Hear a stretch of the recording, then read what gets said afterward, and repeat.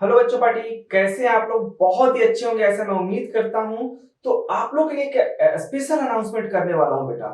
आप लोग को 11th और 12th के सभी subject, math, physics, chemistry, biology, सभी सब्जेक्ट का आपको फ्री ऑफ कॉस्ट, मतलब एक भी रुपए कोई बिना चार्ज के, मैं आपको बोर्ड लेवल, एनडीए, आईआईटी, इन तीनों एग्जाम का कंप्लीट प्रिपरेशन कराने वाला हूं। तो आपको क्या करना है, आप हमारे प्लेलिस्ट में जाके ए टू जेड सभी सब्जेक्ट का, आप कोई भी चैप्टर पढ़ना चाहते हैं, आप प्लेलिस्ट में जाके वहां पर सीक्वेंस वाइज लेक्चर वीडियो में सिलेक्ट कर दिया हूं, आप वहां पे जाके पढ़ सकते हैं। अगर आप सच में मेहनत करना चाहते हैं और अपनी मंजिल को पाना चाहते हैं बच्चा पार्टी, तो आपको फ्री ऑफ कॉस्ट कोटा में जो पढ़ाया जाता है, जो टॉप 100 बच्चों को जो मटेरियल पढ़ाई जाती है, वो मटेरियल मैं आपको फ्री ऑफ कॉस्ट प्रोवाइड करने वाला हूं। तो आपको क्या करना है, सबसे पहले पूरे लेक्चर वीडियो, जो लेक्चर वीडियो आप पढ़ना चाहते हैं, तो आप उस लेक्चर वीडियो का सीक्वेंस वाइज वीडियो मैंने बना रखा है, आप उसको प्रॉपर देखिए, हेडफोन लगा लीजिए और उसको नोट करते जाइए बेटा। नोट करना बहुत ज्यादा इंपॉर्टेंट है, तो नोट कीजिए।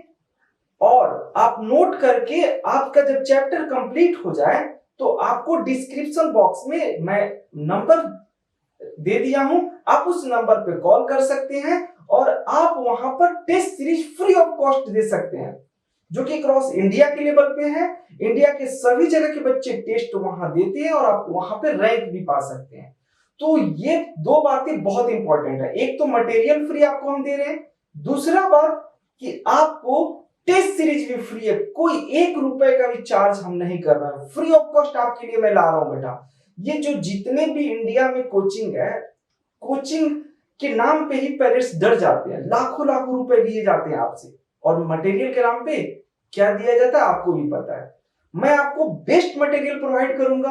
अगर आप ये पूरे लेक्चर वीडियो सीक्वेंस वाइज देख लेते हैं, प्रॉपर नोट्स बना लेते हैं, तो 100% आपका सिलेक्शन होगा। तो आप प्लीज आप प्रॉपर इसको नोट्स बना के आप एक अलग से सेपरेट कॉपी बनाइए, उसमें टोटल चीजें नोट कीजिए। एक बात और, मैं आपको टेस्ट सीरीज फ्री में दे रहा हूं और मटेरियल फ्री में दे रहा हूं, सिर्फ आपको पढ़ने की जरूरत है। और क्या चाहिए आपको? Best material, test series free, आपके लिए सब कुछ फ्री कर रहा हूं। तो प्लीज अगर आप मुझे सपोर्ट करना चाहते हैं, तो प्लीज इस आप पूरी लेक्चर देखने के बाद आप प्लीज सब्सक्राइब जरूर कर देना, कि जिससे कि, और कम से कम एक फ्रेंड को शेयर जरूर कर देना बेटा। रात के 3 बज रहे हैं, मैं आपके लिए मेहनत कर रहा हूं, तो प्लीज आप मुझे सपोर्ट के तौर पे यही कर सकते हैं, एक दोस्त को शेयर करेंगे और सब्सक्राइब करना बिल्कुल नहीं भूलिए। कर दिए सब्सक्राइब? ठीक है, तो चलिए बिना किसी देरी का मैं चैप्टर स्टार्ट करता हूं।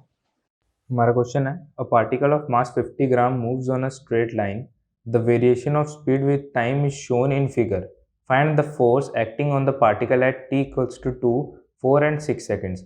हमें बोल रखा है पार्टिकल 50 ग्राम मास का वो स्ट्रेट लाइन में मूव कर रहा है और उसकी स्पीड की वेरिएशन कुछ ऐसी है जैसे ग्राफ में बता रखा है। ठीक है, हमें क्या करना है, हमें फोर्स बताना है कि 2, 4 और 6 सेकेंड्स पे उस पर कितना फोर्स लग रहा है। पहले गिवन लिख लेते हैं, क्या क्या गिवन है। मास हमें दे रखा है 50 ग्राम, मतलब 0.05 kg अगर मैं चेंज करूँ तो। ठीक है, हमें कितने कितने टाइम पे निकालना है, 2, 4 एंड 6 पे। अब फोर्स का फॉर्मूला क्या होता है, F equals to m a. ठीक है, अब एम ए अगर मैं निकाल रहा हूँ तो मेरे को एक्सेलरेशन की ज़रूरत है। एक्सेलरेशन कैसे निकालेंगे, तो at t equals to 2 acceleration will be delta v by delta t। ठीक है, 2 सेकंड्स पे 2 सेकंड इस लाइन पे वो करता है, लाई करता है। तो इस लाइन का अगर मैं स्लोप निकालूँ तो वही एक्सेलरेशन होगा ना, क्योंकि ये v velocity versus time graph है, तो उसका स्लोप क्या होता है, एक्सेलरेशन ही होता है। इसका मैं अगर वो निकालूँ, स्लोप निकालूँ तो क्या आएगा, 15 तक वो गया। और 3 सेकंड, ये 3 सेकंड की बात कर रहा हूँ मैं। स्लोप निकालेंगे तो हमारा वो आ जाएगा एक्सेलरेशन, और यहाँ पे दिख रहा है हमें यूनिफॉर्म मोशन है, यूनिफॉर्मली एक्सेलरेट हुआ है, तो मतलब स्लोप मतलब पूरे स्लोप के दौरान यूनिफॉर्म एक्सेलरेशन रहेगा, कहीं पे एक्सेलरेशन चेंज नहीं होगा। तो ये कितना आ गया 5 मीटर पर सेकेंड स्क्वायर। ठीक है, ये एक्सेलरेशन आ गया हमारा। तो फोर्स एट 2 सेकेंड्स कितना आया 0.05 इंटू 5 दैट इज 0.25 न्यूटन्स। ठीक है, अब ये जो आया ये आया हमारा अलोंग द मोशन। ये फोर्स जो है अलोंग द मोशन है, मतलब अगर मोशन इस डायरेक्शन में हो रहा है तो फोर्स भी इस डायरेक्शन में लग रहा है। ठीक है, अब हमें क्या बोला है, हमें निकालना है किस पे, एट टाइम 4 सेकेंड्स। ठीक है, तो 4 सेकेंड्स पे अगर मैं एक्सेलरेशन निकालूं तो देखो उसमें डेल्टा वी कितना है, वी तो चेंज नहीं हो रहा, वी चेंज नहीं हो रहा ना, वी 15 पे था 15 पे ही है। 5 सेकेंड तक, 3 से 5 सेकेंड तक वेलोसिटी उसकी चेंज नहीं हो रही, मतलब एक्सेलरेशन हुआ, सॉरी वेलोसिटी चेंज नहीं हुई उसकी। तो यहाँ पे 0/4 तो एक्सेलरेशन कितना हुआ 0 हुआ, यानी कि हमारा फोर्स एट 4 सेकेंड भी कितना हुआ 0, 0.05 इंटू 0 मतलब 0। ठीक है, अब एट 6 सेकेंड्स पे अगर मैं एक्सेलरेशन निकालूं तो यहाँ पे मेरा स्लोप जो है वो नेगेटिव आएगा। ठीक है, मतलब -15 इक्वल्स अपॉन 3, तो कितना है -5 मीटर पर सेकेंड स्क्वायर, यानी कि मेरा 6 सेकेंड्स पे फोर्स कितना है 0.05 इंटू -5, यानी कि -0.25 न्यूटन। अब माइनस का मतलब यहाँ पे क्या है कि ये जो फोर्स लगा ये क्या है, ऑपोजिट द मोशन फोर्स लगाया गया। मतलब अगर मोशन इस डायरेक्शन में हो रहा है तो फोर्स इस डायरेक्शन में लग रहा है। ठीक है, हमारा क्वेश्चन है both the spring shown in figure are unstretched if the block is displaced by a distance x and released what will be the initial acceleration. हमें क्या बोला, अगर ये ब्लॉक है, ठीक है, यहाँ पे इसके दोनों तरफ स्प्रिंग लग रखा है जिनका स्प्रिंग कांस्टेंट k1 और k2 है और इस ब्लॉक का मास m है। ठीक है, अब वो क्या बोल रहा है, अगर इसे मैं x डिस्टेंस से डिस्प्लेस करूं और फिर छोड़ दूं तो इसका इनिशियल एक्सेलरेशन क्या होगा, यानी कि इसके सेंटर से यहाँ तक, मान लो यहाँ तक मैंने उसे डिस्प्लेस करा। ठीक है, यहाँ से यहाँ तक उसे डिस्प्लेस करा तो ये जब यहाँ पे आ जाएगा तो इस पर कुछ फोर्स लेगा क्योंकि ये उस वक्त स्ट्रेच हो चुका होगा K2 स्प्रिंग और K1 स्प्रिंग कंप्रेस हो चुका होगा। तो अगर मैं इसका फ्री बॉडी डायग्राम बनाऊं तो ये कुछ ऐसा होएगा। तो फोर्स एक इस पे इस तरफ लग रखी होगी, ठीक है, जो K2 लगा रहा होगा इसको मैं F1 बोल देता हूँ, जो स्ट्रेच हो चुकी है। ठीक है, और इसे मैं F2 बोल देता हूँ, सॉरी ये भी इसी डायरेक्शन में लगेगी। ये जो है कंप्रेस्ड स्ट्रेच्ड स्ट्रिंग लगाएगी और ये कंप्रेस्ड स्ट्रिंग लगाएगी। ठीक है, तो यहाँ पे इसे F2 बोल देता हूँ। ठीक है, तो ये फोर्स कितना आएगा K2x और ये फोर्स कितना आएगा K1x। ठीक है, तो जो नेट फोर्स है वो किस डायरेक्शन, इस डायरेक्शन में, नेट फोर्स हम कैसे लिखेंगे, F नेट इक्वल्स टू क्या होएगा F1 प्लस F2, यानी कि K2x प्लस K1x। अब यहाँ से मैं x कॉमन लूँ तो हमारा क्या आएगा F नेट आ गया हमारा x K1 प्लस K2। ठीक है, ये आ गया हमारा F नेट। हमें बोला है कि एक्सेलरेशन निकालना है तो F, हमें फोर्स का फॉर्मूला हमें और एक पता क्या होता है, वो होता है F इक्वल्स टू ma। ठीक है, फोर्स हमें दे रखा है कितना x K1 प्लस K2, यहाँ से एक्सेलरेशन की अगर वैल्यू मैं निकालूँ तो क्या आएगा x K1 plus K2 upon m। तो ये आ गया हमारा एक्सेलरेशन का वैल्यू। ठीक है, हमारा क्वेश्चन है a small block B is placed on another block A of mass 5 kg and length 20 centimeter. Initially the block B is near the right end of the block A. A constant horizontal force of 10 Newton is applied to the block A. All surfaces are assumed frictionless. Find the time elapsed before the block B separates from A. अब हमें क्या बोला है, हमें बोल रखा है कि ये कोई ब्लॉक A है जिसका क्या है 20 सेंटीमीटर वो वाइड है। ठीक है, इतनी उसकी लेंथ है, 20 सेंटीमीटर की लेंथ है उसकी। ठीक है, अब क्या बोला है यहाँ पे 10 न्यूटन का कोई फोर्स लगा है। अब जैसे कि बोले कि सारे सरफेसेस फ्रिक्शनलेस है, तो अगर इस पे कोई फोर्स लेगा तो ये तो ये तो गिर जाएगा ना, मतलब 20 सेंटीमीटर के बाद जब वो यहाँ पे पहुँच जाएगा 20 सेंटीमीटर के बाद, तो ये तो नीचे गिर जाएगा ना, क्योंकि फ्रिक्शन तो है नहीं कि ये साथ साथ चले इसके। तो यहाँ पे क्या होएगा, जब वो ब्लॉक कुछ यहाँ पे आ जाएगा, मतलब 20 सेंटीमीटर ये चल जाएगा, तो ये ब्लॉक कुछ यहाँ पे आ जाएगा ऐसे, है ना। तो इसके बाद मतलब ये ब्लॉक तो यहीं पे रहेगा, मतलब ये गिर जाएगा। तो हमें बोला कि कितने टाइम में ये यहाँ पे पहुँच जाएगा अगर इतना फोर्स उस पर लग रहा है। तो अगर अब देखो यहाँ पे 10 न्यूटन का फोर्स लग रहा है, तो इसका मतलब भी ये हुआ कि इस जगह पे ब्लॉक ए पे भी 10 न्यूटन का ही फोर्स यहाँ पे भी लग रहा है ना। और थर्ड न्यूटन्स लॉ से, न्यूटन के थर्ड लॉ से मतलब इधर भी 10 न्यूटन का फोर्स लेगा मतलब बी पे, है ना। तो और तो अगर मैं यहाँ पे एक्सेलरेशन निकालूँ, ठीक है, F equals to m a, तो हमारे पास एक्सेलरेशन क्या है, F बाय एम, ठीक है। तो acceleration produced in A is equals to F by m होगा, और फोर्स उस पर कितना लग रहा है 10 का, और उसका मास कितना है 5 kg हमें गिवन है, ठीक है। तो हमारा एक्सेलरेशन कितना है 2 मीटर पर सेकेंड स्क्वायर का, ठीक है। तो एक्सेलरेशन मतलब इस डायरेक्शन में 2 मीटर पर सेकेंड का एक्सेलरेशन हुआ, और इस पे इस डायरेक्शन में 2 मीटर पर सेकेंड का एक्सेलरेशन हुआ, है ना। तो अगर ये हमने ए पे निकाला, तो ए पे इस डायरेक्शन में होएगा, बी पे भी सेम ही होएगा क्योंकि फोर्स सेम है उसका, ठीक है। तो बी में बस ऑपोजिट डायरेक्शन में होगा। अब हम अगर वो निकालें टाइम, अब हमें टाइम निकालना है कितने टाइम में वो गिर जाएगा नीचे। तो अगर मैं ये इक्वेशन लगाऊं, s equals to u t plus half a t square, यहाँ पे मेरे को टी निकालना है, ठीक है। तो 0.2 मीटर वो चलेगा, 20 सेंटीमीटर है ना, तो मीटर में चेंज कर लिया, इनिशियली वो 0 पे था, प्लस हाफ एक्सेलरेशन 2 का है, टी हमें निकालना है, तो ये इससे कटा, यानी कि टी स्क्वायर इक्वल्स टू 0.2, मतलब टी इक्वल्स टू 0.2 का अंडर रूट, यानी कि ये आ गया 0.45, ये 0.444 आएगा, तो राउंड ऑफ करने पे 0.45 सेकेंड्स। तो इतने सेकेंड्स के बाद ये बी ब्लॉक जो है ए ब्लॉक से गिर जाएगा, ठीक है।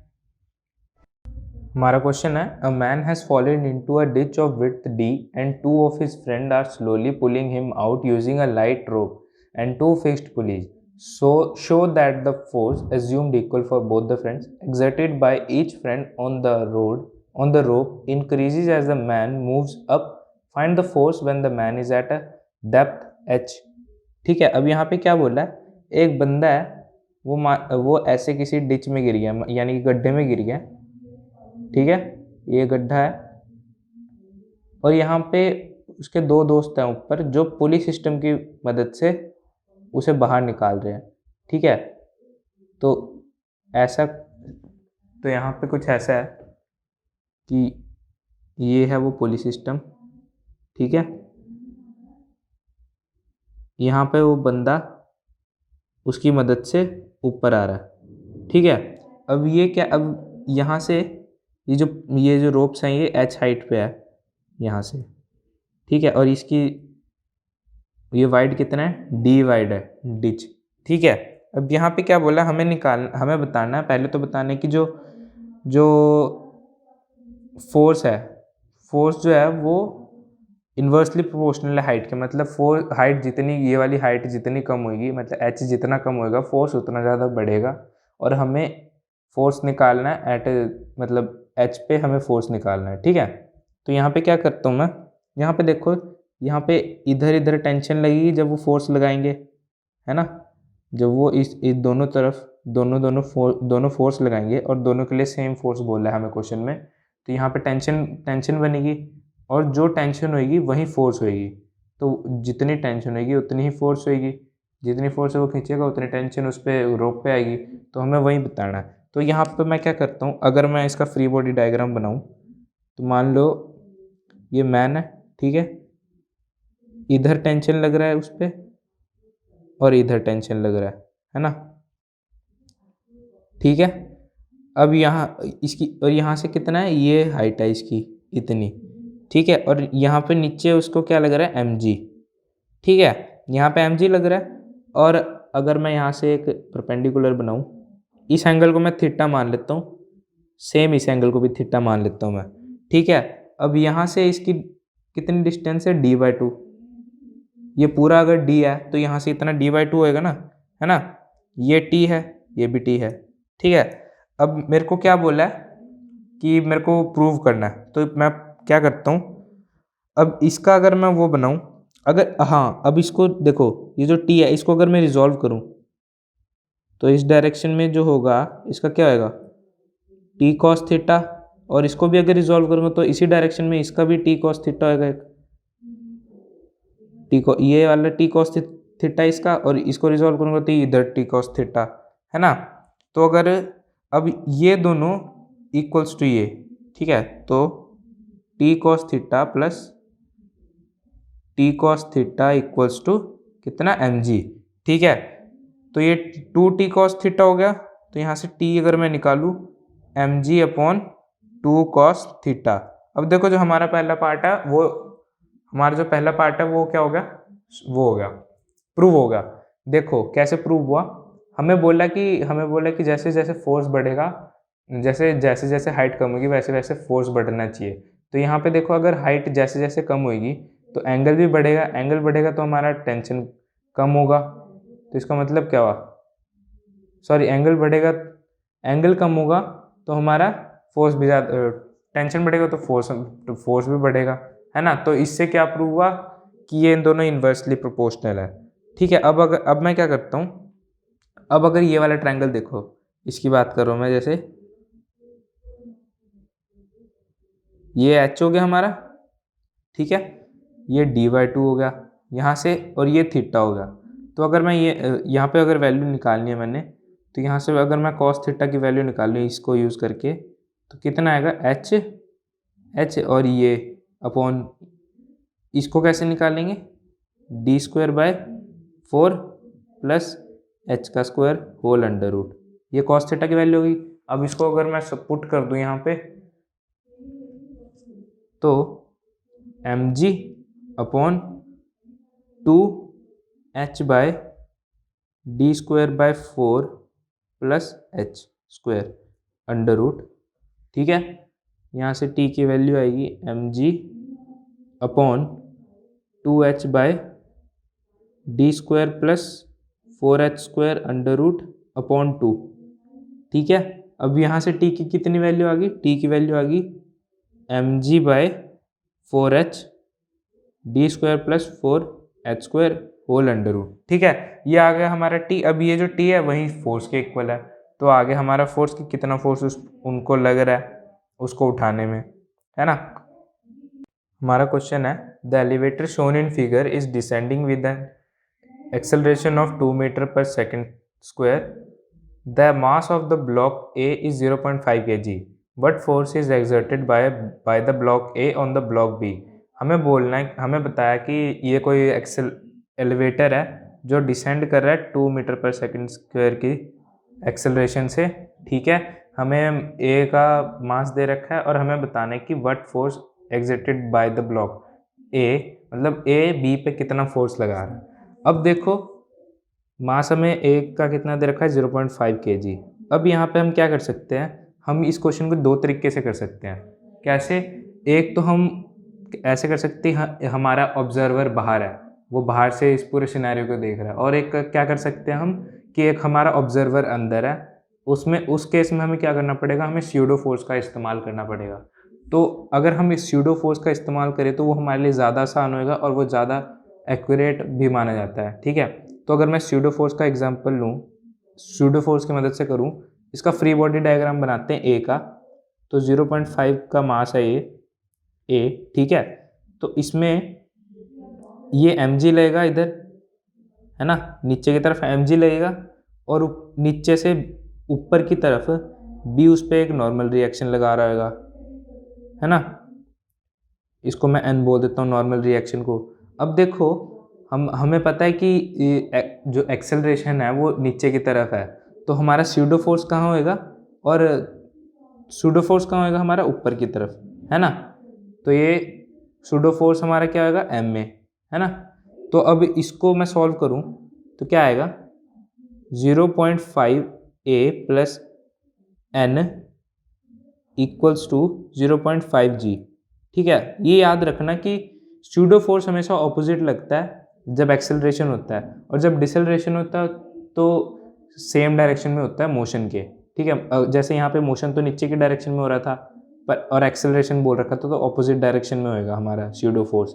और अगर अगर इसी डायरेक्शन में, इस डायरेक्शन में मोशन होता और डिसेलरेट होता, तब हमारा क्या होता, इसी डायरेक्शन में होता सूडो फोर्स। ठीक है, तो यहाँ से अगर मैं एन की वैल्यू, हमें एन की वैल्यू निकालनी है बेसिकली, क्योंकि एन, ये जो नॉर्मल है ये बी लगा रहा है ना, तो बी जितना नॉर्मली ए पे लगाएगा उतना ही ए भी बी पे लगाएगा। तो एन अगर एक बार हम निकाल लें तो n equals to 0.5 g minus 0.5 a, तो हमारा यहाँ से 0.5 अगर कॉमन लूँ मैं तो ये 10 माइनस 2 है ना, तो 0.5 इंटू 8, तो हमारा एन का वैल्यू कितना आया, N equals to 4 Newton.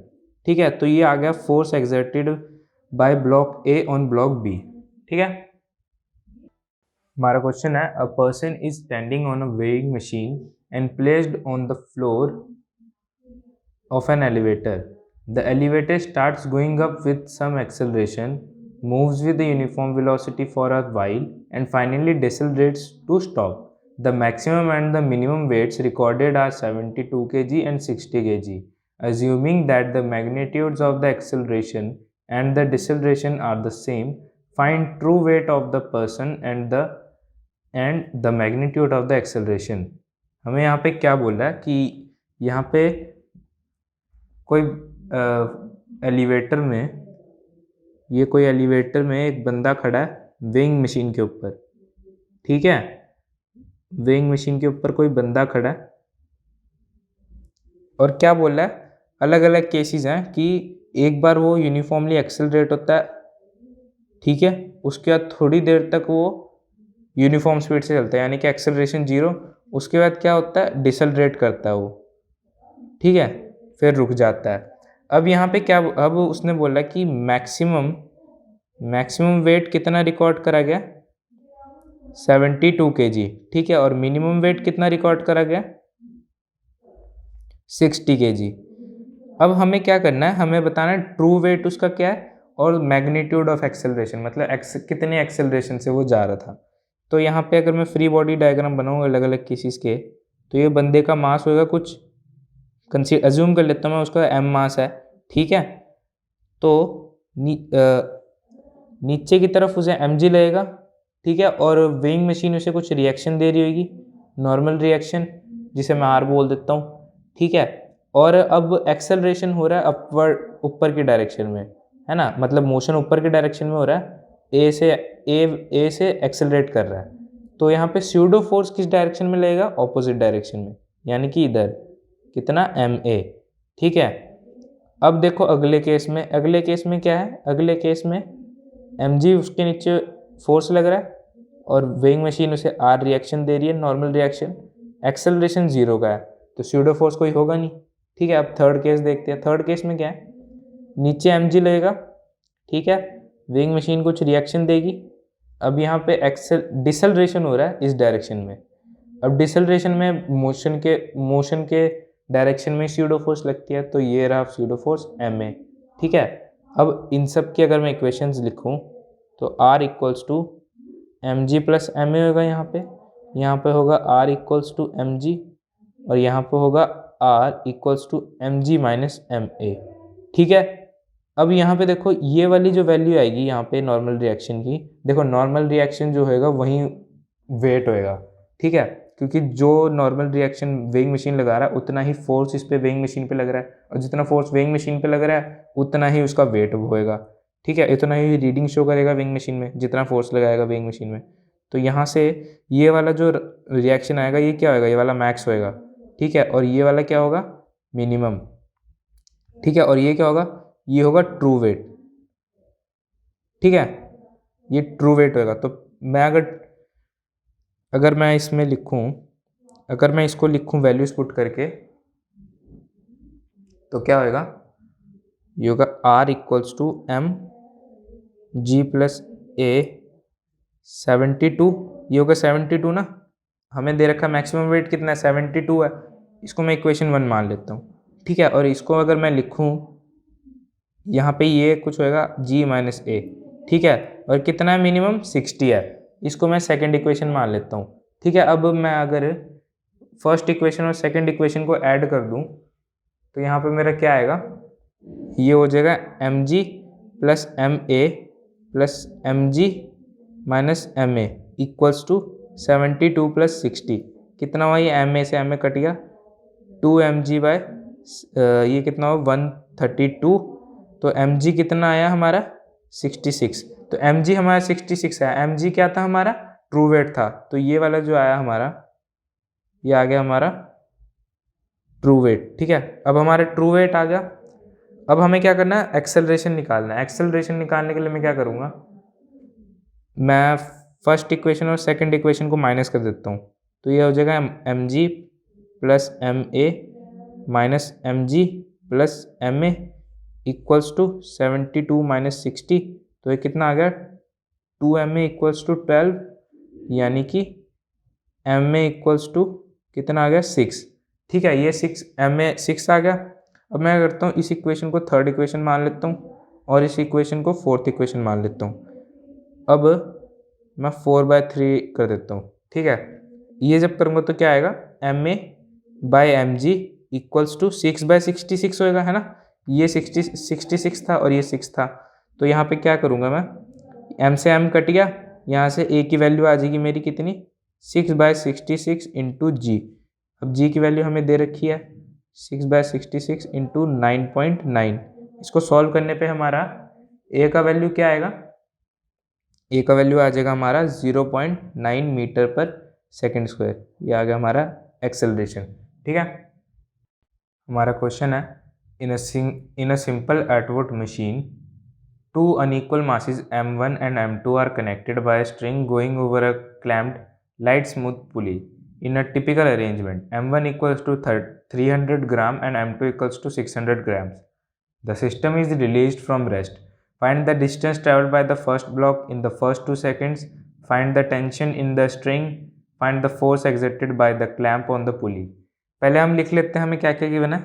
m1 हमें दे रखा है 300 ग्राम्स यानी कि 0.3 kg, ठीक है। m2 हमें दे रखा है 600 ग्राम्स यानी कि 0.6 kg, और हमें टाइम कितना दे रखा है यहाँ पे 2 सेकेंड्स का।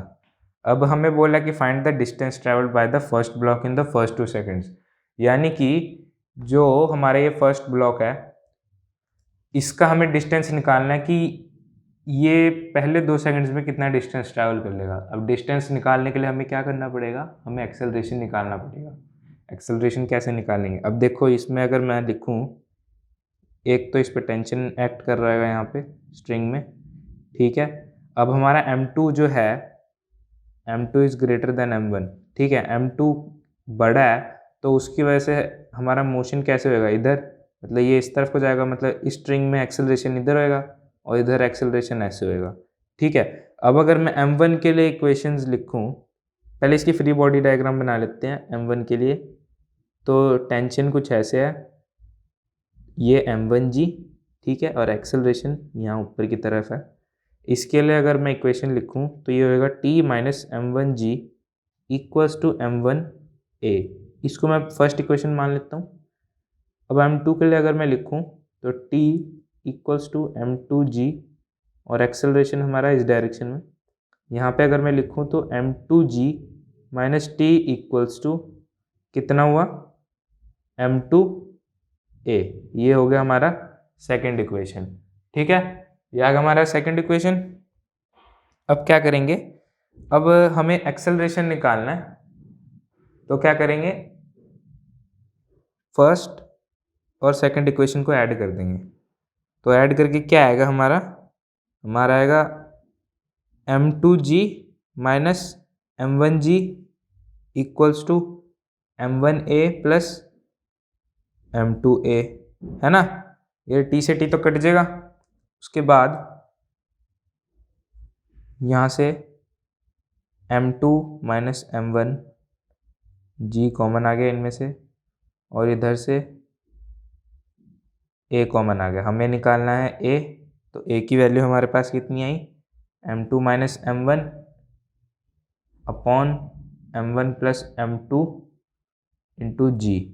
यहाँ पे अगर मैं वैल्यूज पुट करूँ तो क्या आएगा, 0.6 माइनस 0.3 अपॉन 0.6 प्लस 0.3 मल्टीप्लाइड जी, यानी कि 9.8।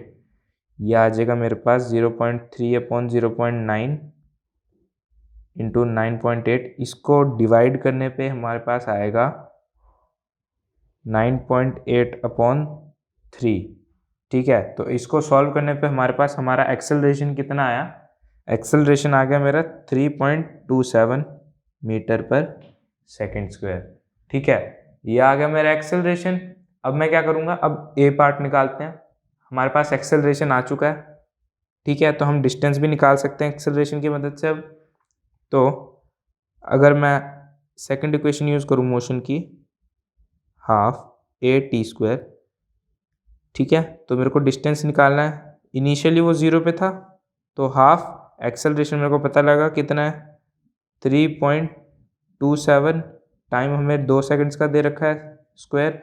यहाँ से एक 2 से 2 कट जाएगा, यानी कि 3.27 इंटू 2 मतलब 6.5 मीटर वो चला है। ठीक है, ये आ गया हमारा ए पार्ट, 6.5 मीटर वो चला है। अब बी पार्ट में क्या बोला है, हमें बोला है फाइंड द टेंशन निकालना है। तो मैं अगर ये क्वेश्चन ले लूँ तो इससे मेरा टेंशन आ जाएगा। टेंशन क्या आएगा, m1 g प्लस ए, यानी कि 0.3 9.8 प्लस 3.227, मतलब इसको ऐड करके मल्टीप्लाई करने पे कितना आएगा, 3.9 न्यूटन्स। ठीक है, ये आ गया मेरा टेंशन इन द स्ट्रिंग। अब मेरे को क्या बोलना है, मेरे को क्या निकालना है, find the force exerted by the clamp on the पुली, यानी कि ये सी पार्ट है, ये हमारा क्लैंप था और ये पुली था। ठीक है, अब क्लैंप पुली पे कौन सा फोर्स लगाया, क्लैंप पुली पे कौन सा फोर्स लगा सकता है, रिएक्शन फोर्स। कौन सा रिएक्शन, किस चीज़ का रिएक्शन, जो पुली क्लैंप पे फोर्स लगाएगा इस तरफ, है ना, क्योंकि इसमें टेंशन, पुली में तो टेंशन पैदा हो रही है ना, तो इसकी वजह से यहाँ पे कुछ फोर्स लगेगा, तो इसकी वजह से क्लैंप पुली पे फोर्स लगाया किस तरफ, इस डायरेक्शन में रिएक्शन होगा जो इस फोर्स का। ठीक है, ये फोर्स कौन सा होगा, टेंशन। ये टेंशन कौन सा, ये जो टेंशन होगा, ये जो फोर्स होगा, ये दोनों स्ट्रिंग का टेंशन ऐड करने पे ये फोर्स आ जाएगा हमारे पास, जो ये वाला फोर्स होएगा, यानी कि 2t।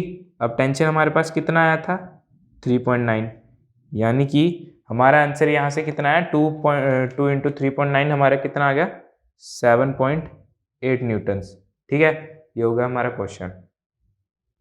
हमारा क्वेश्चन है, figure shows a uniform rod of length 30 centimetre having a mass of 3 kg. The strings shown in the figure are pulled by constant forces of 20 Newton and 32 Newton. Find the force exerted by the 20 centimeter part of the rod and the 10 centimeter part. And the surfaces are smooth and the strings are the pulley are light. यहाँ पे क्या कह रहा है, यहाँ पे ये कोई 3 kg का ब्लॉक है, ठीक है, इसको दो पार्ट में डिवाइड कर लिया, 10 सेंटीमीटर और 20 सेंटीमीटर, ये टोटल 30 सेंटीमीटर का है। ठीक है, अब ये एक 10 सेंटीमीटर वाले का वेट कितना आएगा, 1 kg।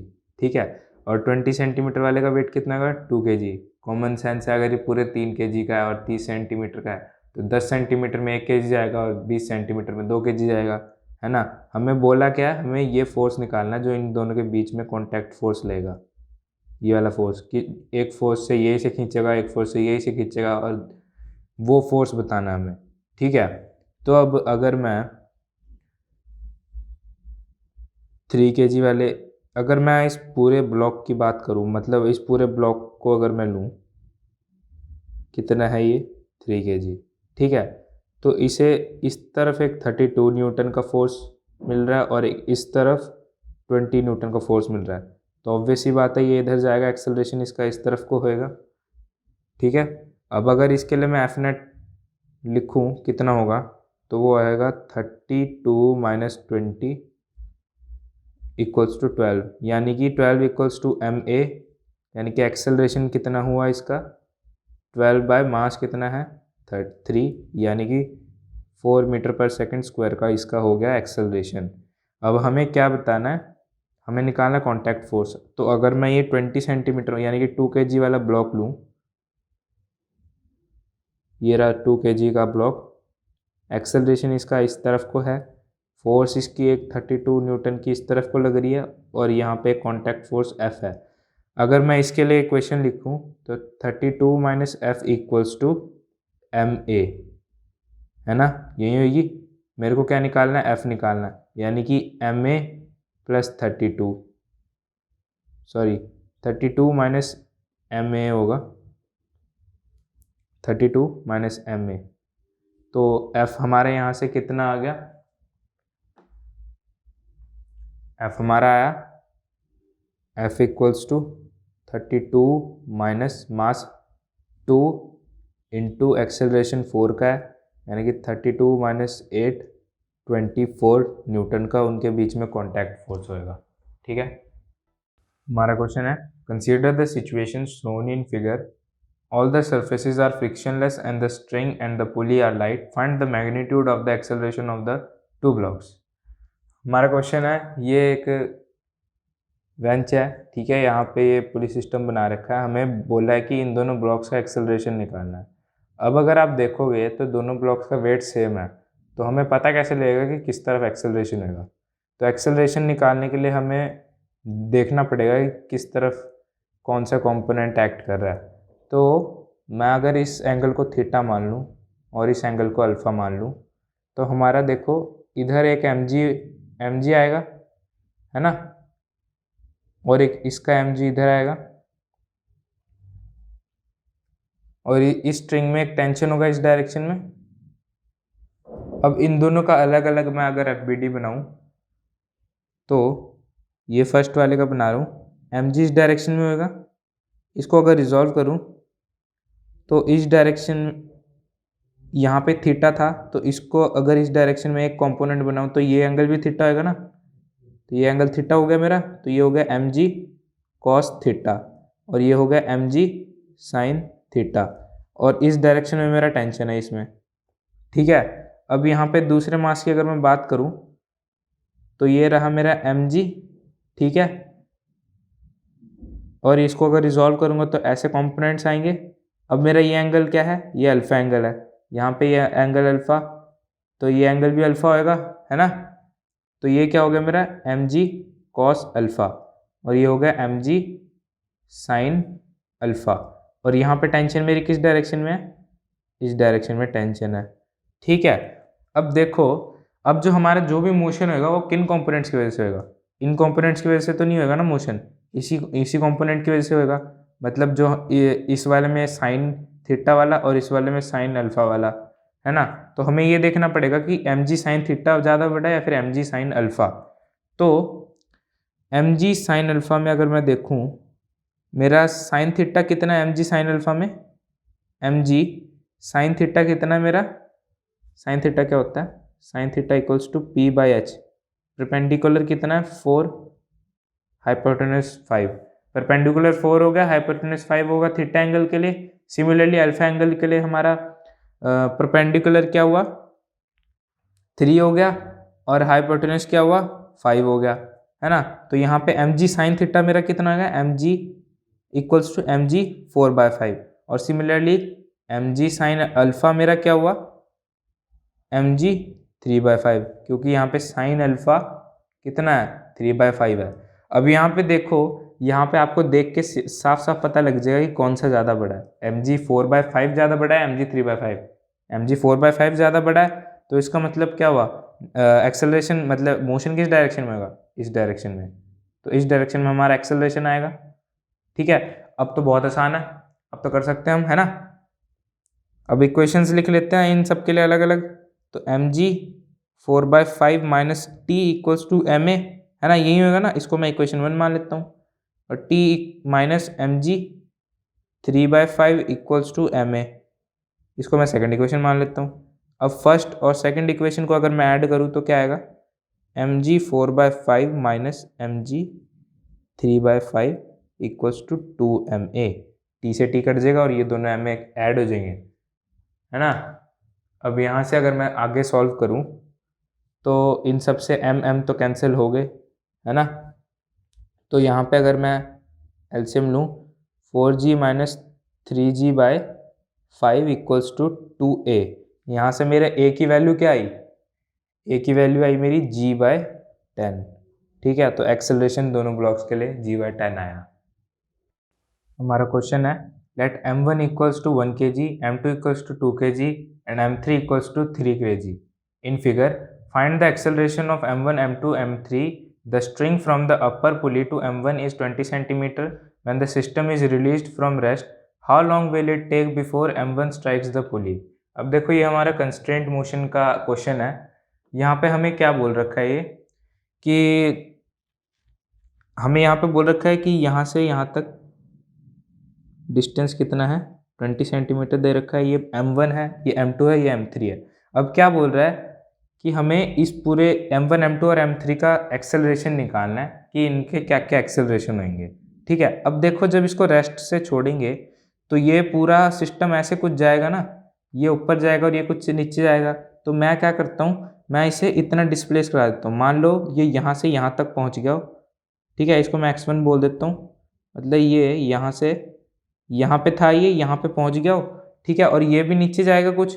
तो मान लो ये जो लेवल है, ये नीचे पहुँच के कुछ यहाँ पे आ गया ये पुली, ठीक है, और ये m2 मास कुछ यहाँ पे आ गया, ठीक है, और ये m3 मास कुछ यहाँ पे आ गया, मान लो, ठीक है।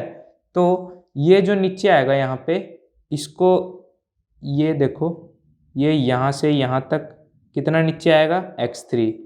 ये यहाँ से यहाँ तक कितना नीचे आएगा, x2, ठीक है।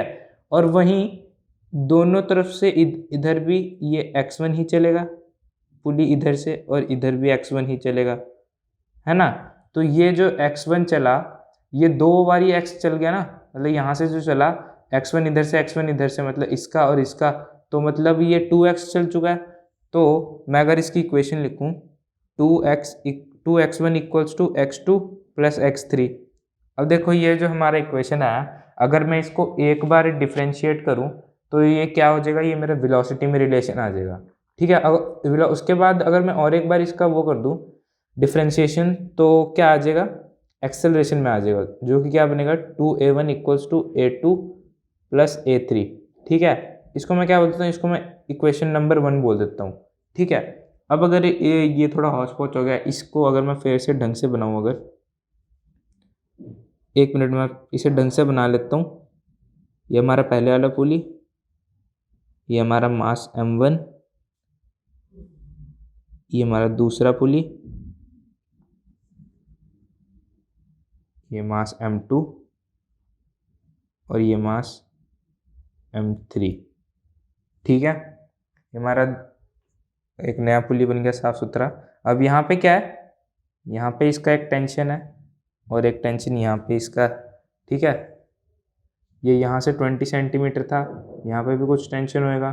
अब मैं क्या करता हूँ, मैं m1 का FBD बना लेता हूँ। देखो इधर जो टेंशन होएगा क्या होगा, टी, तो इधर कितना टेंशन हो जाएगा, 2T हो जाएगा, तो इधर भी कितना 2T हो जाएगा टेंशन, ठीक है ना, समझ रहे हो ना।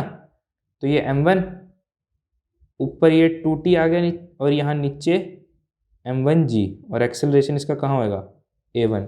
देखो ये जब जो मूव करेगा और ये भी मूव, आप बोलोगे कि ये भी तो इधर से मूव करेगा, m3 ज़्यादा, और ये तो मैं नेट ले रहा हूँ कि नेट ये इतना ये चलेगा, ठीक है। तो अगर मैं यहाँ से इसकी इक्वेशन लिखूँ m1 की, 2T minus g equals to a1। अब मैं इसको क्या करता हूँ, इसको इक्वेशन नंबर 2 लिख लेता हूँ, ठीक है। अब मैं अगर m2 का FPD बनाऊँ तो ये क्या होगा, T इधर, नीचे m2g, ठीक है। इसका अगर मैं इक्वेशन लिखूँ तो ये कितना होगा, 2g माइनस टी, यहाँ पे मैं मास भी साथ ही साथ लिख दे रहा हूँ क्योंकि ये क्वेश्चन थोड़ा ट्रिकी होने वाला है। 2a, ठीक है। इसको क्या, मैं इसको थर्ड इक्वेशन बोल देता हूँ। अब मैं क्या करता हूँ, अब मैं इस m3 की बना देता, ये m2 है ना, हाँ, और ये m3 है, ठीक है। मैं इसका बनाऊँ तो ये कितना होएगा, 3g नीचे होएगा। इसकी इक्वेशन अगर लिखूँ मैं कितनी होगी, 3g minus t equals to 3a3, ठीक है। अब देखो ये जो है ये a एक्सेलरेशन से जाएगा, इसका a3 एक्सेलरेशन होगा और इसका a2 एक्सेलरेशन होगा, ठीक है। अब इस इक्वेशन को मैं फोर्थ इक्वेशन बोल देता हूँ। अब मेरे को क्या करना है, यहाँ पे देखो मेरे पास ये बेसिक इक्वेशन है। अब मैं इन दोनों को यूज़ करके और इसको यूज़ करके मेरे को इक्वेशंस बनानी है ताकि मैं एक्सेलरेशन निकाल पाऊँ, ठीक है। तो उसके लिए मैं क्या करूँगा, अब देखो इसके साथ हम क्या कर सकते हैं। अब देखो जो सेकंड इक्वेशन है उसको ऐड कर दूं अगर थर्ड इक्वेशन को 2 के साथ मल्टीप्लाई करके, ठीक है। तो क्या आएगा, second equation 2t minus g equals to a1, और थर्ड इक्वेशन में 2 मल्टीप्लाई करके कितना आएगा, ये कितना बन जाएगा, 2 मल्टीप्लाई करने पे 4g minus 2t equals to 4a2, है ना।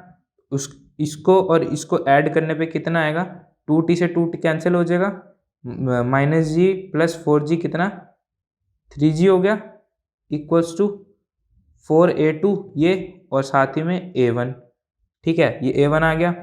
अब मैं क्या करता हूँ, इस इक्वेशन को 2 से मल्टीप्लाई करा देता हूँ। 2 से मल्टीप्लाई करवाने पे क्या आएगा, 6g equals to 8a2 plus 2a1। अब यहाँ पे जो 2a1 आया है, यहाँ पे हमारे पास ऊपर 2 इक्वेशन 1 में देखो, यहाँ पे इक्वेशन 1 में हमारे पास a2 की वैल्यू है, तो इसको मैं क्या करूँगा, इसको मैं यहाँ पे पुट कर दूंगा। तो यहाँ पे पुट करने के बाद ये क्या बनेगा, 6g equals to 9a2 plus a3, ठीक है। यहाँ पे यहाँ पे मैंने वैल्यू पुट कर दी 2a1 की, a2 प्लस a3, ठीक है। तो ये मेरी इक्वेशन आ गई। अब इस इक्वेशन को मैं क्या बोलूँगा, इसको फिफ्थ इक्वेशन बोल देता हूँ, ठीक है। अब मैं क्या करता हूँ, अब मैं सेकेंड इक्वेशन जो थी मेरी, सेकेंड इक्वेशन, अब देखो ये एक इक्वेशन आ गई ना मेरे पास, अब मेरे को ऐसी और एक बनानी पड़ेगी। अब मैं क्या करता हूँ, second equation plus 2 into fourth equation कर देता हूँ। मतलब ये थी मेरी फोर्थ इक्वेशन, और सेकेंड इक्वेशन ये रही यहाँ पे, ये रही मेरी सेकेंड इक्वेशन। तो सेकेंड इक्वेशन प्लस 2 इंटू 4 कर देता हूँ, फोर्थ इक्वेशन से 2 मल्टीप्लाई करके।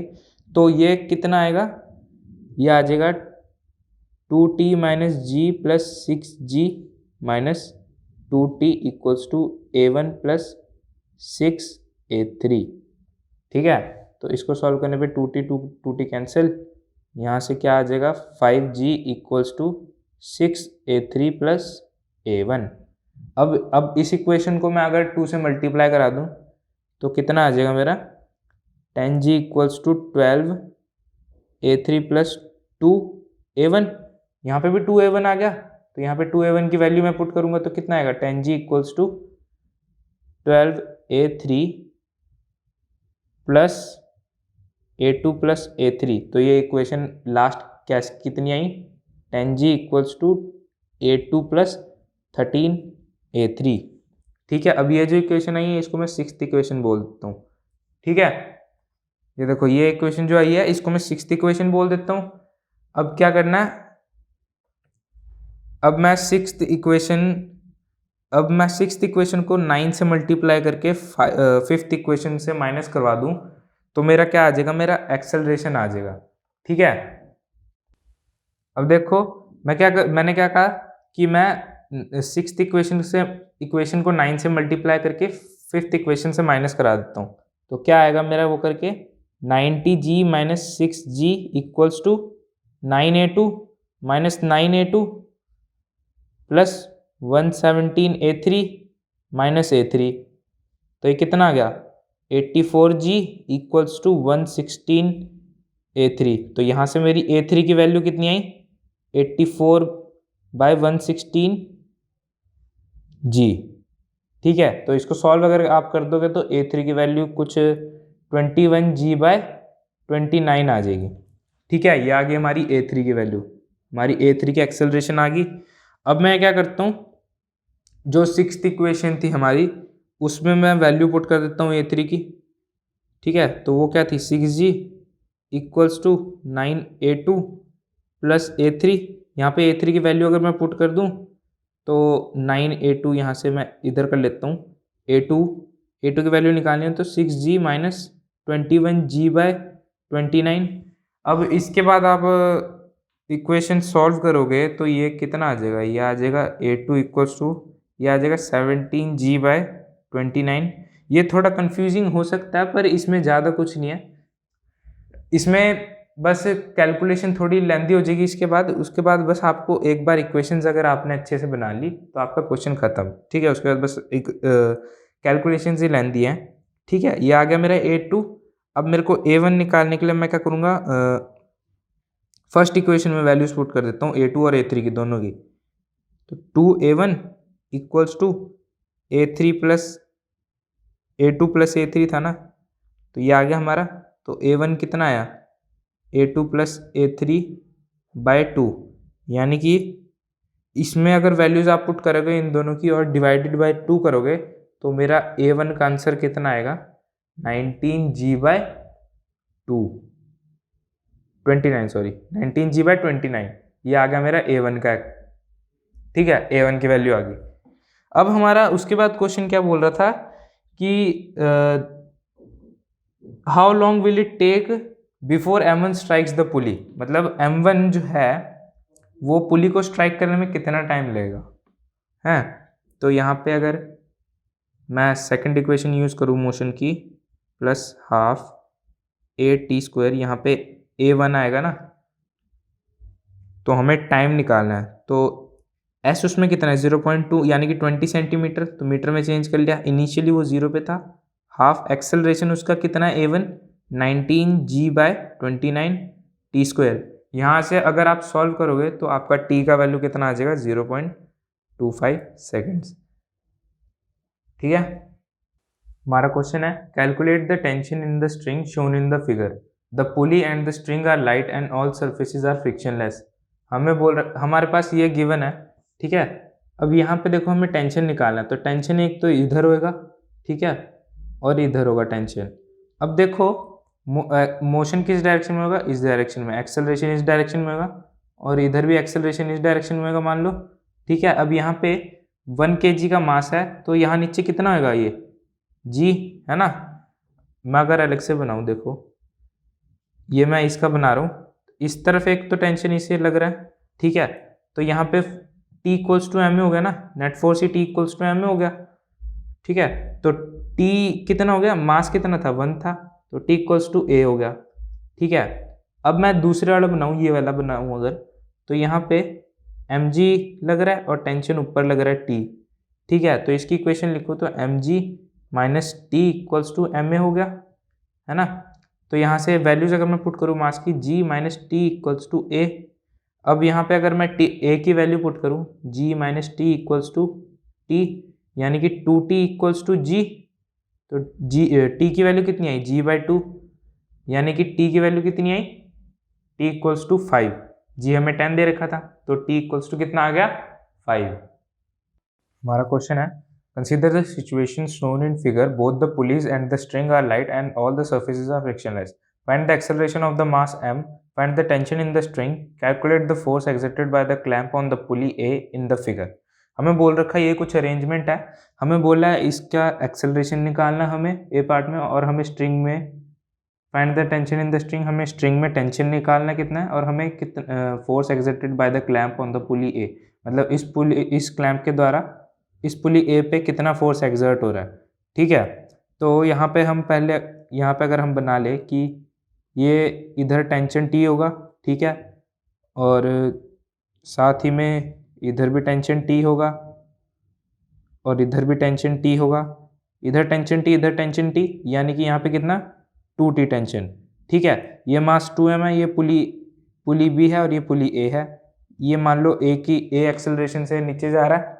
ठीक है, अब यहाँ पे इसका ये कितनी एक्सेलरेशन से इधर जाएगा, a/2 कैसे, कंस्ट्रेंट मोशन से। कंस्ट्रेंट मोशन आपको पता ही होगा, तो उसकी हेल्प से हमने निकाला कि a/2 एक्सेलरेशन से इधर जाएगा, ठीक है।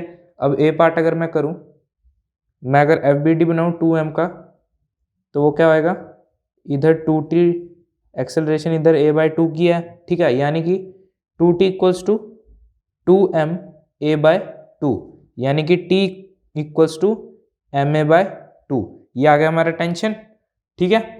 ये क्या होगा, ये find the tension in the string. ये हम अब ये जो टेंशन आया है ये स्ट्रिंग का आया, ठीक है।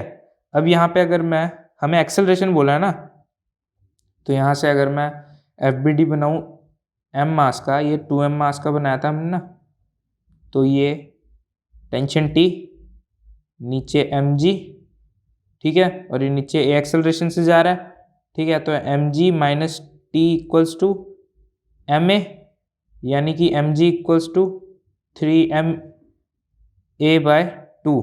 अब ये 3ma/2 कहाँ से आया, यहाँ पे t की वैल्यू ma/2 पुट कर दी और इसको उधर ले गया, तो mg की वैल्यू ये आ गई। अब m से m गया, तो a की वैल्यू क्या आई मेरे, a की क्या वैल्यू आई मेरी, 2g/3, ठीक है। ये आ गई एक्सेलरेशन ऑफ मास m, ये एक्सेलरेशन ऑफ मास m आ गई 2g/3, ठीक है। अब अगला पार्ट क्या बोला, हमें टेंशन निकालना। ये भी बहुत आसान है, टेंशन बहुत आसानी से निकल आएगा। कैसे आएगा, ये जो एक्सेलरेशन है, इस एक्सेलरेशन की वैल्यू हम इस टेंशन की वैल्यू में डाल देंगे, तो टेंशन आ जाएगा हमारा, कितना आएगा, mg/3। इस पूरी वैल्यू को यहाँ पे अगर डालेंगे तो 2g/3, 2 से 2 गया, mg/3 आ गया, ठीक है। ये टेंशन आ गया। अब अगला क्या है, अब अगला हमें निकालना है calculate the force exerted by the clamp, ठीक है।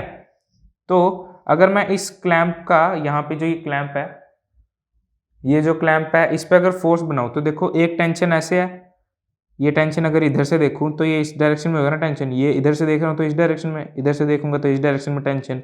तो अगर मैं इसका अलग से बनाऊँ, यानी कि सी पार्ट जो है, टेंशन अगर मैं बनाऊँ, तो ये कुछ ऐसा है। यहाँ पे ए क्लैंप, यहाँ पे हमें क्या पूछा है कि calculate the force exerted by the clamp.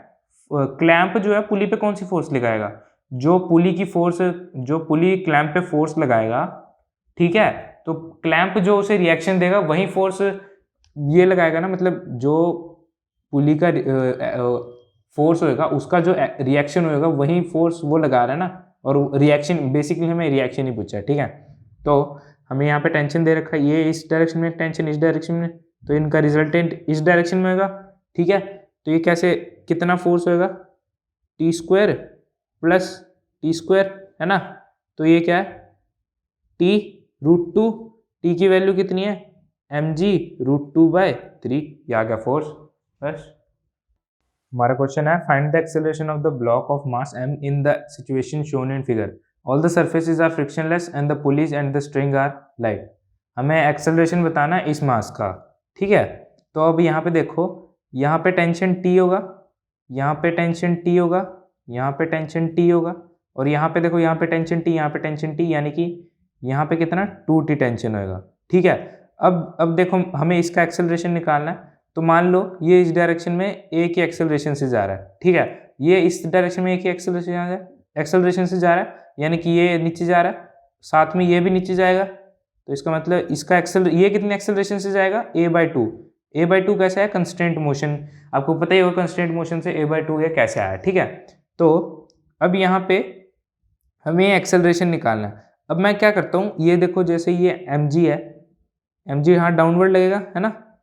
इसका अगर मैं कंपोनेंट्स ड्रॉ करूँ, तो ये mg cos थीटा, यानी cos 30 डिग्री, और ये mg sin 30, इसको मैं अलग से बना लेता हूँ। देखो अगर मैं इसका m का बनाऊँ, FBD m, टेंशन इस डायरेक्शन में है कुछ, ठीक है, और हमारा एक कंपोनेंट है mg sin 30, ठीक है, इस डायरेक्शन में। अब हमारा जो मोशन है वो किस डायरेक्शन में, इस डायरेक्शन में ए मोशन है, ठीक है। तो अब अगर मैं इसकी इक्वेशन लिखूं, तो वो क्या होगी, t minus m g sine 30 equals to m, यहाँ पे m बड़ा m होगा, m a, ठीक है। अब यहाँ पे मैं अगर वैल्यू पुट कर दूं, साइन 30 की mg/2 है ना, इक्वल्स टू एम ए। इसको मैं फर्स्ट इक्वेशन मान लेता हूँ, ठीक है। अब मैं क्या करता हूँ, मैं इस वाले का 2m का एफ बनाता हूँ। 2m का एफ जब बनाया मैंने, तो ऊपर टेंशन है ना, ऊपर टेंशन कितनी 2t, नीचे 2mg, और a/2 के एक्सेलरेशन से जा रही है, ठीक है। अगर मैं इसकी इक्वेशन बनाऊं तो क्या आएगा, 2mg minus 2t equals to 2ma/2, ये 2 से 2 गया, ठीक है। तो ये कितना आया, इधर से 2 कॉमन लेके उधर ले जूँ मैं अगर, तो mg minus t equals to ma/2। इसको मैं इक्वेशन 2 बोल देता हूँ। अब मैं क्या करता हूँ, इक्वेशन 1 और 2 को ऐड कर देता हूँ, तो मेरा क्या आंसर आएगा, t से t कट जाएगा, mg minus mg/2 equals to 3ma/2, यही होएगा ना। तो यहाँ से ये आ जाएगा mg/2 इक्वल्स टू 3ma/2, 2 से 2 गया, m से m गया, यानी कि मेरा एक्सेलरेशन कितना आ गया, g/3, ठीक है। हमारा क्वेश्चन है, find the acceleration of the block A and be in the 3 situations shown in figure. ये हमें एक सिचुएशंस दे रखी हैं। पहली सिचुएशन देखते हैं, हमें एक्सेलरेशन निकालना है ए और बी का, ठीक है। अब अगर यहाँ पे मैं फोर्सेस ड्रॉ करूँ, तो टेंशन टी इधर लेगा, इधर भी टेंशन टी लेगा, और इधर भी टेंशन टी लेगा, तो यहाँ पे कितना टेंशन लेगा, 2t, ठीक है। अब अगर मैं मानूँ कि ये ए एक्सेलरेशन से नीचे जा रहा है, तो ये कितना a/2 से ऊपर जाएगा, कंस्टेंट मोशन है ना। तो अब मैं क्या करता हूँ, मैं अगर ए का एफ बनाऊं, तो ऊपर t, नीचे mg, और a से नीचे जा रहा है, तो mg minus t equals to ma, यानी कि 4g minus t equals to 4a। Mass हमें 4 दे रखा है ना। तो अब ये आ गया हमारा ए के लिए। अब अगर मैं बी के लिए लिखूं, तो ऊपर 2t, नीचे mg, और जा रहा है ये ऊपर a/2 की एक्सेलरेशन से। यहाँ पे इक्वेशन बनाऊं, 2t minus mg equals to ma/2, ठीक है। तो 2t minus 5g equals to 5a/2। अब यहाँ पे क्या करता हूँ, इसको मैं इक्वेशन 2 मान लेता हूँ।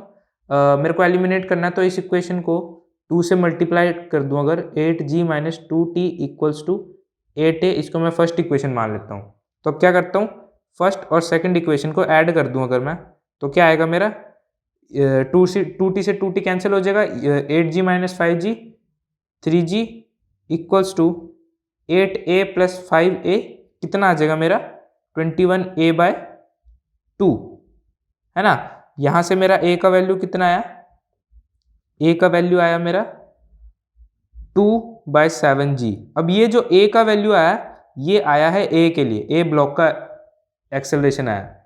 b ब्लॉक का एक्सेलरेशन कैसे आएगा, एक्सेलरेशन ऑफ a/2, यानी कि g/7, ठीक है। ये आ गया बी ब्लॉक का। अब देखते हैं अगला सिचुएशन क्या है, ये रहा हमारा अगला सिचुएशन, ठीक है। अब अगली सिचुएशंस में अगर मैं फोर्सेस ड्रॉ करूं, तो मेरा यहाँ पे देखो, यहाँ पे टेंशन टी होएगा, यहाँ टेंशन टी, यहाँ पे भी टेंशन टी, यहाँ पे भी टेंशन टी, यहाँ पे कितना 2t, है ना। देखो अगर ये a की स्पीड से इधर जा रहा है, तो ये a/2 की स्पीड से जाएगा, है ना। तो अभी अगर मैं a का बनाऊं एफ तो t टेंशन, सिर्फ टेंशन लेके जा रहा है इसे ए एक्सेलरेशन से इधर, यानी कि t इक्वल्स टू ma, यानी कि t इक्वल्स टू 2a, ठीक है। अब अगर मैं b का बनाऊं, b का ऊपर है 2t और नीचे mg, और ये आ रहा है a/2 की स्पीड से। यहाँ पे mg डायरेक्टली लिख देता हूँ, 5g minus 2t equals to 5a/2, है ना, 5a/2। अब यहाँ पे अगर मैं t की वैल्यू पुट कर दूं यहाँ से, तो क्या आएगा मेरा, 5g minus 4a equals to 5a/2, यानी कि यहाँ पे मेरा, इसको उधर ले जाता हूँ, 5g इक्वल्स टू 13a/2। यहाँ से a फॉर a ब्लॉक कितना आया मेरा, 10/10g/13, ये a ब्लॉक के लिए आ गया। अब इसको डिवाइड बाय 2 कर दूंगा तो b ब्लॉक के लिए आ जाएगा, कितना आएगा वो 5/13g, है ना। a ब्लॉक को अगर a वाली एक्सेलरेशन को 2 से डिवाइड करूंगा तो b की एक्सेलरेशन आ गई, ठीक है। अब देखते हैं अगला। अब अगले में हमें यहाँ पे दे रखा है, अब इसमें लिख लेते हैं, ये टेंशन t, ये टेंशन t और ये भी टेंशन t, ये कितना 2t, ठीक है। अब मैं मान लेता हूँ ये a एक्सेलरेशन से नीचे जा रहा है इधर और ये a/2 से ऊपर जा रहा है, ठीक है। अब मैं अगर FBD बनाऊँ, a का FBD बनाते हैं, ये कितना हुआ t, इधर mg, ठीक है, और a एक्सेलरेशन से नीचे आ रहा है यानी कि mg माइनस 2g, डायरेक्ट लिख रहा हूं मैं, 2g minus mg, sorry 2g minus t होएगा ये, 2g minus t equals to 2a, ठीक है। और मैं अगर b का लिखूं तो ऊपर 2t, नीचे mg, और ये ऊपर की तरफ जा रहा है a/2 की स्पीड से, यानी कि 2t minus g equals to a/2।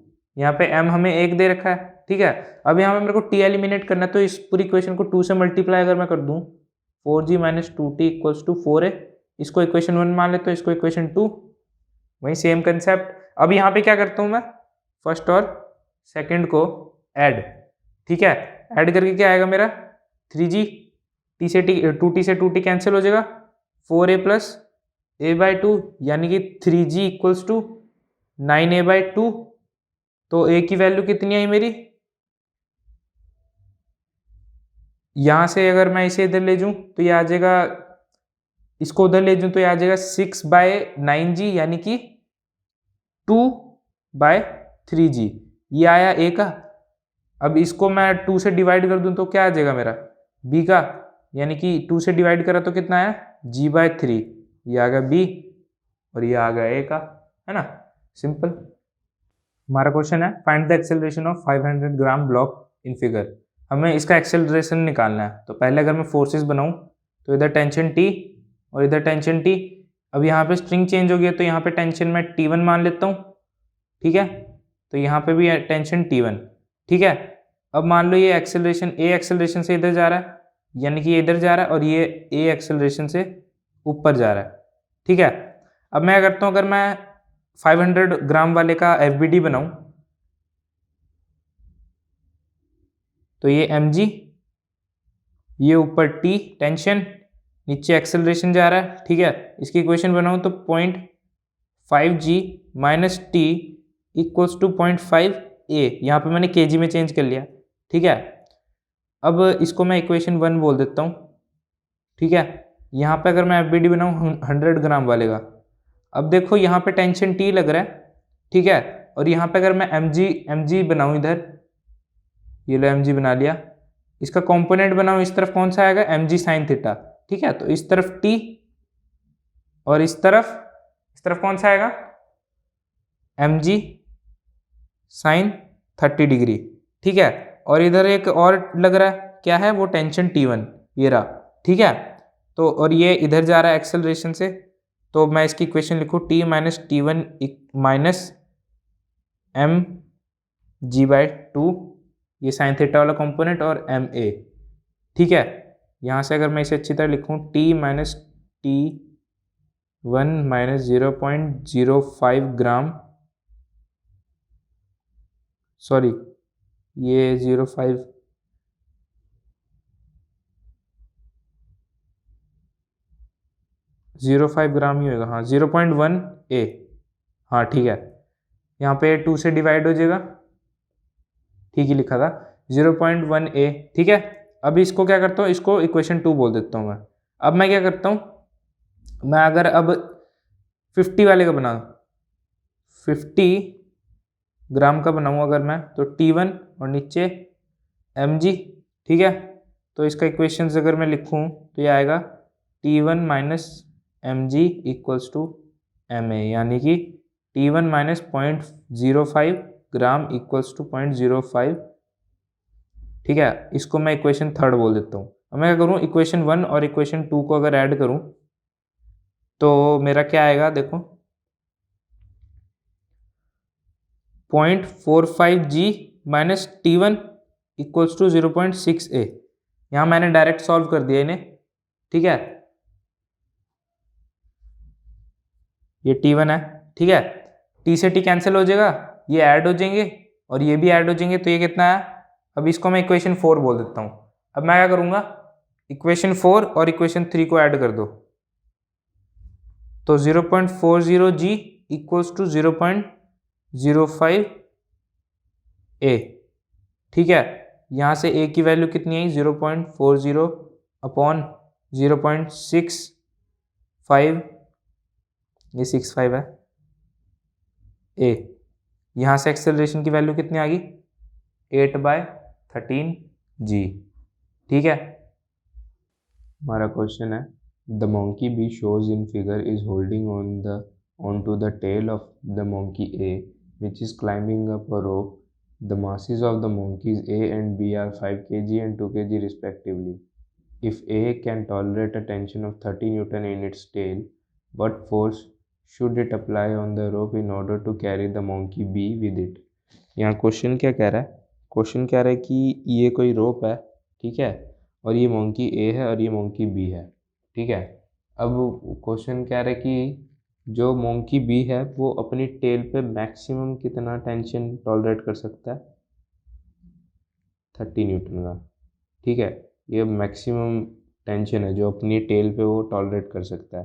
ठीक है, अब वो पूछ रहे हैं कि what force should apply on the rope in order to carry the monkey B, यानी ए को कितना फोर्स रोप पे लगाना चाहिए ताकि वो बी मोंकी को ले जा सके इजीली। ठीक है, अब यहाँ पे हमें मास भी दे रखे हैं दोनों के, इसका 5 kg है और इसका कितना है 2 kg। ठीक है, अब यहाँ पे इसको मैं टेंशन T मान लेता हूँ और इसकी टेंशन को मैं T1 मान लेता हूँ। ठीक है, अब यहाँ पे अगर मैं इन मतलब इस पूरे सिस्टम का मतलब ए और बी को दोनों को कंसीडर करूँ एक साथ, तो अगर मैं इन दोनों को एक सिस्टम मान के चलूँ फिर उनका FBD बनाऊँ अगर, तो 7 kg वेट होगा ना टोटल, तो नीचे 7g फोर्स लेगा, ऊपर टेंशन T लेगा और ये ऊपर की तरफ जा रहे हैं मान लो ए एक्सेलरेशन से। ठीक है, तो ये T minus 7g equals to 7a हो गया, है ना। इसको मैं इक्वेशन 1 मान लेता हूँ। अब मैं क्या करता हूँ, मैं सिर्फ इस मोंकी का FBD बनाता हूँ जो बी मोंकी है। तो जो बी वाला मोंकी है ऊपर उसको टेंशन T1 लग रहा है, नीचे उसका अपना खुद का मास 2g 2 kg है ना, तो 2g नीचे लगा और ये भी ऊपर जा रहा है एक्सेलरेशन से, तो ये T1 minus 2g equals to 2a। इसको मैं सेकंड इक्वेशन मान लेता हूँ। अब मैं क्या करता हूँ, फर्स्ट इक्वेशन और सेकंड इक्वेशन को डिवाइड कर देता हूँ, यानी कि ये आएगा T minus 7g upon T1 minus 2g equals to 7a/2a। यहाँ से a से a गया, इनको क्रॉस मल्टीप्लाई करेंगे तो आएगा 2t minus 14g equals to 7t1 minus 14g। अब यहाँ से 14g और 14g कैंसिल हो जाएंगे। ठीक है, तो मेरा t का वैल्यू कितना आया, t मैक्सिमम T1 की वैल्यू कितनी दे रखी है 30 न्यूटन, यानी कि ये मैक्सिमम वैल्यू है। तो मैं ये तो कैंसिल हो गए, है ना, तो ये इसके इक्वल आ गया और T1 की वैल्यू यहाँ पे 30 न्यूटन डाली और 2 से डिवाइड कर दिया, तो 7 इंटू 15, तो कितना आया मेरा T का वैल्यू 105 न्यूटन। ये मैक्सिमम वैल्यू आई है। ठीक है, ये जो है मैक्सिमम वैल्यू है। अब जो टेंशन 105 न्यूटन आई है ये मैक्सिमम वैल्यू है मेरी। ठीक है, अब अगर मैं मिनिमम वैल्यू निकालूं तो मिनिमम कब होएगी, जब एक्सेलरेशन 0 होएगा, है ना। मिनिमम फोर्स फोर्स तो तभी मिनिमम होएगी ना जब एक्सेलरेशन 0 होगा, मास तो 0 हो नहीं सकता। तो t minus 7g equals to 7a, ये वाली इक्वेशन ले रहा हूँ मैं, ठीक है। इसमें अगर मैं वैल्यू पुट कर दूँ तो t इक्वल्स टू 7g, यहाँ पे 0 पुट कर दिया और इसको उधर ले गए, तो यहाँ पे कितना आया मेरा, t इक्वल्स टू 70 न्यूटन।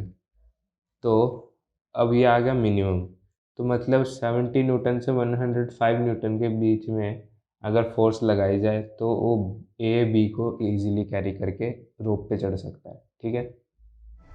हमारा क्वेश्चन है, figure shows a man of mass 60 kg standing on a light washing machine weighing machine kept in a box of 30 kg. The box is hanging from a pulley fixed to the ceiling through a light rope, the other end of which is held by the man himself. If the man manages to keep the box at rest, what is the weight shown by the machine? What force should he exert on the rope to get his correct weight on the machine? यहाँ पे question क्या कह रहा है, यहाँ पे कोई box है जिसका खुद का वेट 30 kg है, और यहाँ पे अंदर ये कोई बंदा खड़ा है और वो इतनी ताकत लगा रहा है कि वो अपने आप का वेट इस बॉक्स में संभाल ले रहा है। मतलब ये पूरा सिस्टम अभी रेस्ट में है, ठीक है, ये पूरा सिस्टम रेस्ट में है। तो यहाँ पे ये कुछ ऐसा, यहाँ पे ये वेइंग मशीन है, ठीक है। ये बॉक्स का खुद का मास 30 kg है। तो अगर मैं फोर्सेस ड्रॉ करूँ तो यहाँ पे टेंशन T होगा, ठीक है, और यहाँ पे टेंशन T होगा। अब यहाँ पे अगर मैं देखो, अगर यहाँ पे जो बंदा है उसका वेट शो कैसे होएगा, वो कुछ फोर्स लगा रहा है वेइंग मशीन पे, है ना, मान लो R बोल देता हूँ। तो वेइंग मशीन जो उसे रिएक्शन देगी, जितना उसे रिएक्शन मिलेगा वहीं उसकी वेइंग मशीन की रीडिंग होगी, है ना, उसी को कहते हैं वेट। अब अगर पहले हमें क्या बोल रहे हैं, हमें उसका ओरिजिनल मास निकालना है, ठीक है। तो क्या करता हूँ मैं, इसका एफबीडी बना लेता हूँ पहले पूरे बॉक्स का, इस पूरे बॉक्स का एफबीडी बना लेता हूँ। तो वो होएगा, ये बॉक्स है पूरा, ठीक है। तो इसमें क्या हो रहा है, ऊपर की तरफ टेंशन लग रहा है और फिर बॉक्स का मास अपना, और क्या है, मैन जो उस पर फोर्स लगा रहा है ये आर, ठीक है, और वेइंग मशीन उसे रिएक्शन दे रहा है आर का ही, ठीक है। तो बॉक्स पे ये और एक आर लग रहा है, और इसकी इक्वेशन बनाऊँ, T minus R minus m g equals to m a. तो कितना हुआ है, T minus R minus 30g equals to 0। 0 क्यों लिया, क्योंकि ये रेस्ट पे अभी, ठीक है, तो इसको इक्वेशन 1 मान लिया। अब अगर मैं सिर्फ मैन का बनाऊँ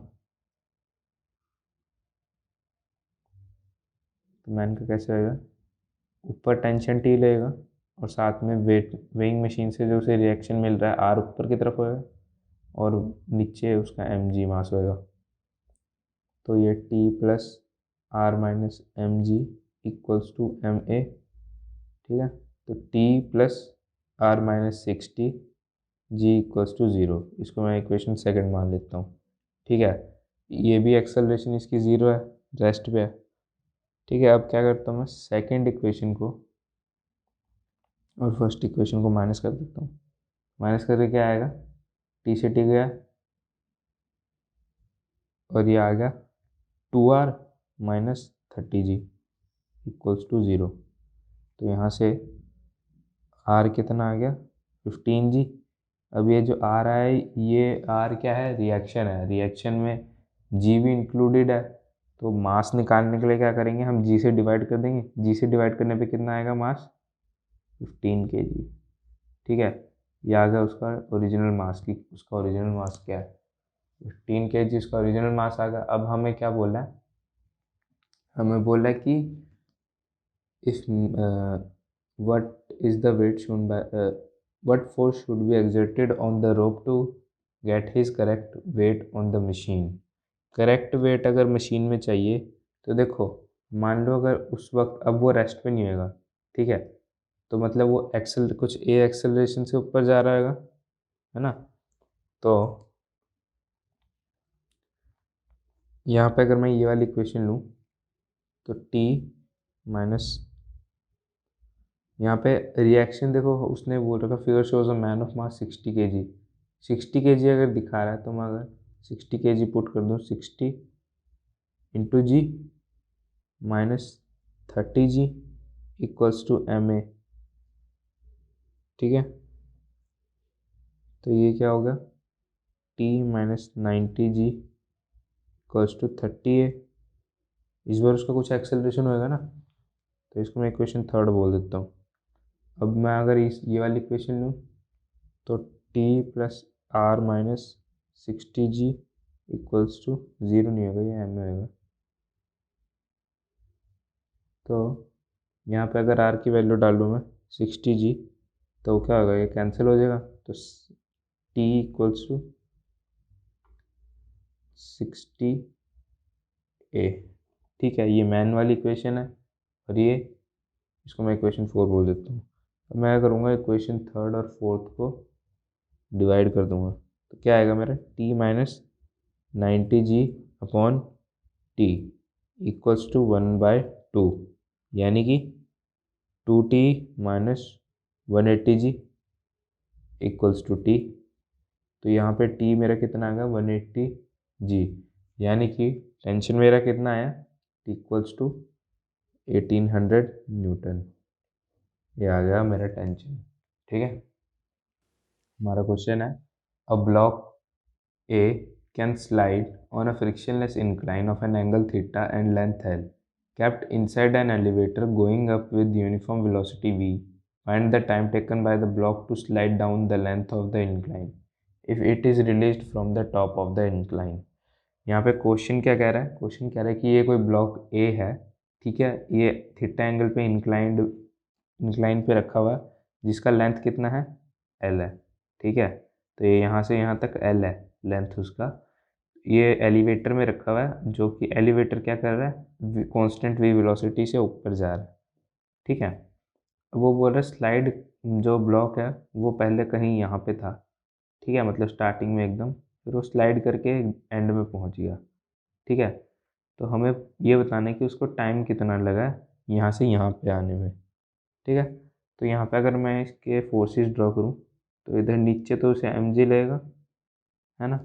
अब एम जी को अगर मैं रिजॉल्व करूँ तो फोर्सेस कुछ ऐसी होंगी, ये एम जी कॉस थीटा होएगा और ये एम जी साइन थीटा, है ना। अब देखो इस ब्लॉक को नीचे कौन, इस मतलब टॉप से बॉटम तक कौन ला रहा है इंक्लाइन के, ये वाला force m g sine theta, ठीक है। तो हम इसी को कंसीडर करेंगे m g sine theta equals to m a, ठीक है।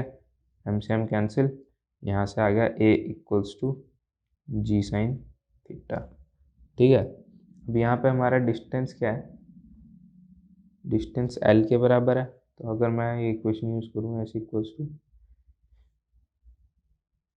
Equation, second equation of motion, s equals to u t plus half a t square, ठीक है। यहाँ पे इनिशियली वो जीरो मतलब इनिशियल स्पीड उसकी ज़ीरो थी, तो एल इक्वल्स टू हाफ, ए की वैल्यू यहाँ से ले लेते हैं, जी साइन थीटा टी स्क्वायर, हमें टी की वैल्यू ही निकालनी है।